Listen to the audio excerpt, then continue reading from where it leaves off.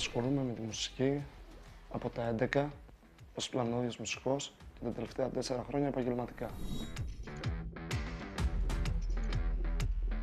Τα τελευταία 4 χρόνια ασχολούμαι σε διάφορα μαγαζιά, τα οποία είναι μεζοδαβολία, τσιπουράδικα, που εμφανιζόμαστε 2 φορές την εβδομάδα και κάνουμε κάποια λαϊφάκια.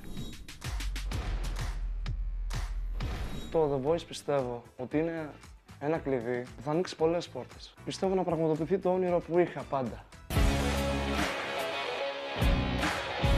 Θέλω να ανέβω στη σκηνή του Voice, να αποδείξω αυτό που έπρεπε τόσα χρόνια, πιστεύω σε μένα και ήρθε η στιγμή να το ανταποδώσω.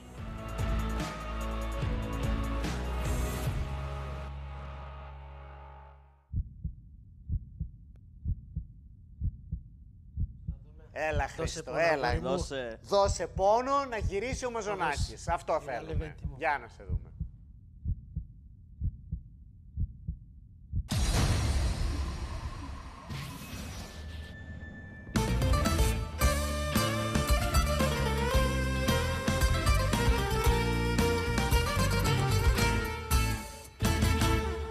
Εμένα που με βλέπεις, περπατήσα σε δρόμους, έξω από τους νόμους και από τη λογική. Και εμένα που με βλέπεις, δεν κρύβανε μαχαίρια, με είχαν ξεγραμμένο ανθρώποι και θεοί. Τι να μου πεις κι εσύ κι εσύ κι εσύ απ' τη ζωή σου, μια νύχτα απ' τη δική μου κι ολόκληρη δική σου. Τι να μας πεις κι εσύ κι εσύ κι εσύ απ' τη ζωή σου, μια νύχτα απ' τη δική μου, ολόκληρη δική σου. Εμένα που με βλέπεις, με αγκαλιάζανε χέρια που κρύβανε μαχαίρια, μα βγήκα ζωντανός. Εμένα που με βλέπεις, ακόμα να ανασένω, με είχαν ξεγραμμένο ανθρώποι και Θεός. Τι να μας πεις κι εσύ κι εσύ κι εσύ απ' τη ζωή σου, μια νύχτα απ' τη δική μου, ολόκληρη δική σου. Τι να μας πεις κι εσύ κι εσύ κι εσύ απ' τη ζωή σου, μια νύχτα απ' τη δική μου, ολόκληρη δική σου.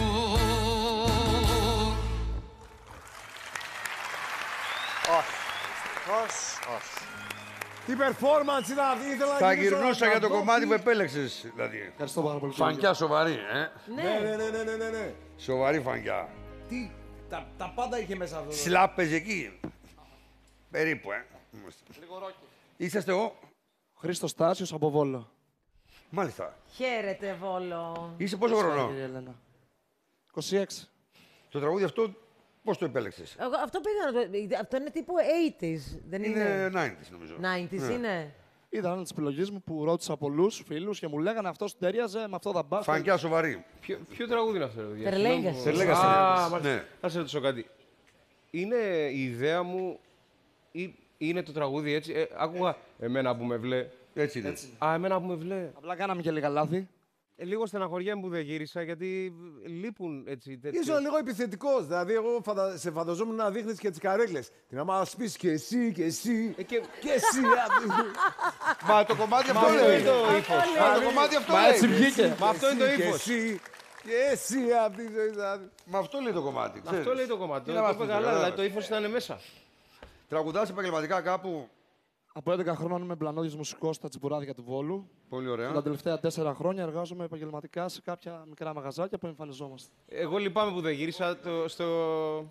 Το ομολόγο λυπάμαι που δεν γύρισα. Γιατί έχεις ωραίο ύφος, είσαι και ωραίο τυπάκι, θα ξαναπροσπαθήσουμε πάλι ωραία τον χρόνο. πράγματα. Ευχαριστούμε πάρα πολύ. Και εγώ σας ευχαριστώ. Με ανοιχτές αγκάλες. Ευχαριστώ πάρα πολύ. Γεια σου αγορίνα μου. Και σκέψου του χρόνου θα έχεις ζήσει 365 ζωές περισσότερες από τις δικές μας. Τι είπες? Σωστό.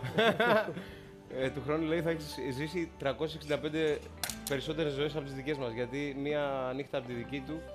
Καλά τα εξηγώ. Σωστά, πάρα πολύ. Τα μαθηματικά μας είναι φανταστικά. Και δεν υπολογίσαμε τις μέρες. Μόνο τις νύχτες. Μόνο τις νύχτες, ναι.